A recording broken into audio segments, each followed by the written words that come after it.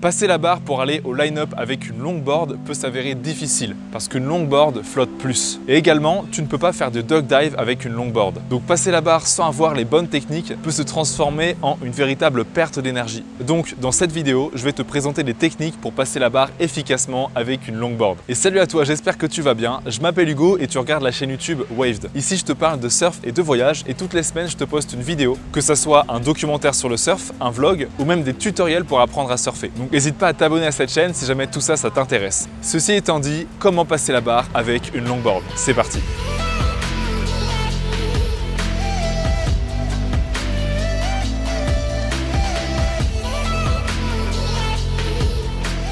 Dans certains spots de surf, tu peux trouver un canal parfait. Un canal ou channel en anglais, c'est une zone où les vagues ne cassent pas, ou alors sont beaucoup moins fortes comparées à la zone de déferlement. Utiliser un canal te permet d'aller jusqu'au line-up sans te faire retourner par les vagues. Mais malheureusement, dans certains spots de surf, il n'y a pas de canal. Alors voici certaines techniques qui vont t'aider à passer la barre.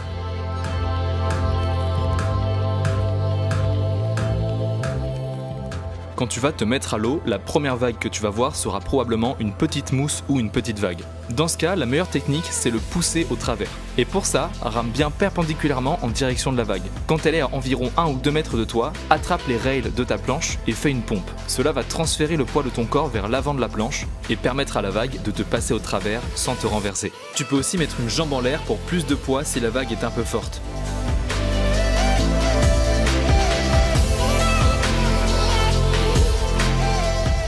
Si la vague est trop puissante pour utiliser la technique du pousser au travers, tu devras faire un turtle roll. Pour ça, il faut que tu génères de la vitesse en ramant en direction de la vague qui arrive vers toi. Quand la vague est à environ 2 mètres de toi, attrape les rails de ta planche et retourne-toi à l'envers sous l'eau avec elle.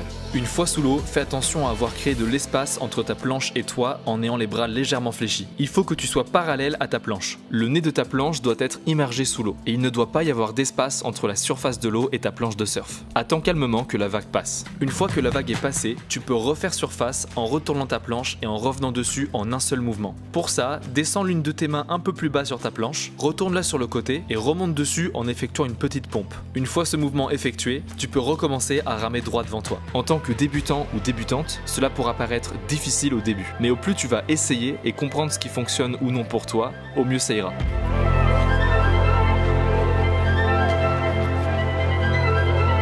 Parfois, la vague est trop grosse pour effectuer un turtle roll. Ou alors, il faut savoir qu'une vague est à sa puissance maximale quand elle est sur le point de casser. Si jamais tu es dans ce moment spécifique et que tu ne penses pas avoir le temps de faire un turtle roll, tu peux utiliser la technique de plonger sous la vague. Pour ça, retire-toi de ta planche sur le côté. Prends une grande inspiration et plonge au plus profond que tu peux sous la vague. Tu vas sentir ta jambe se faire tirer par ton leash, puisque ta planche s'est également faite propulser. Refais calmement surface, attrape ton leash à la base de ton pied et ramène ta planche vers toi le plus vite possible. Une fois ceci fait, remonte dessus rapidement et commence à ramer. Le désavantage de cette technique, c'est qu'elle va te faire perdre beaucoup d'énergie. Mais le plus inquiétant, c'est que ta planche peut également heurter quelqu'un qui se trouve derrière toi. Alors n'utilise cette technique qu'en cas de grande nécessité. Et surtout, s'il y a des gens autour de toi, essaye de faire en sorte d'être à côté d'un surfeur et non pas devant ou derrière lui. Auquel cas, cette personne pourrait se prendre ta planche dans la tête.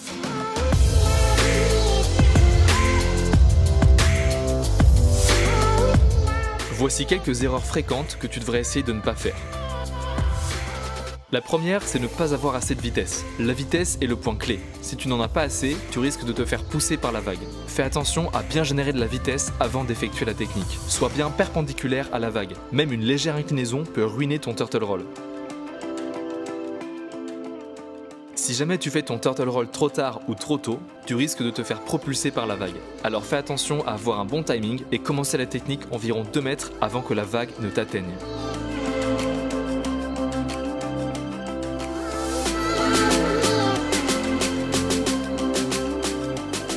Merci d'avoir regardé cette vidéo jusqu'au bout, j'espère qu'elle aura bien pu t'aider. Si tu veux aller plus loin, je t'ai fait plein de tutoriels qui sont accessibles gratuitement sur cette chaîne YouTube pour apprendre à surfer. Et également en description, si jamais tu as envie de te mettre au surf mais que tu ne t'y connais pas du tout, tu peux télécharger un guide de surf gratuit qui t'apprend à choisir ta première planche de surf, à prendre tes premières vagues et également à choisir ta première combinaison. Donc le lien c'est le premier dans la description, n'hésite pas à checker ça si jamais ça t'intéresse. Également fais attention à bien t'abonner à cette chaîne pour être tenu au courant des prochaines vidéos qui sortent sur Waved et tu peux aussi voir le compte Instagram. Bon allez, sur ce, moi je te dis à la semaine prochaine et d'ici là, surfe bien. Ciao!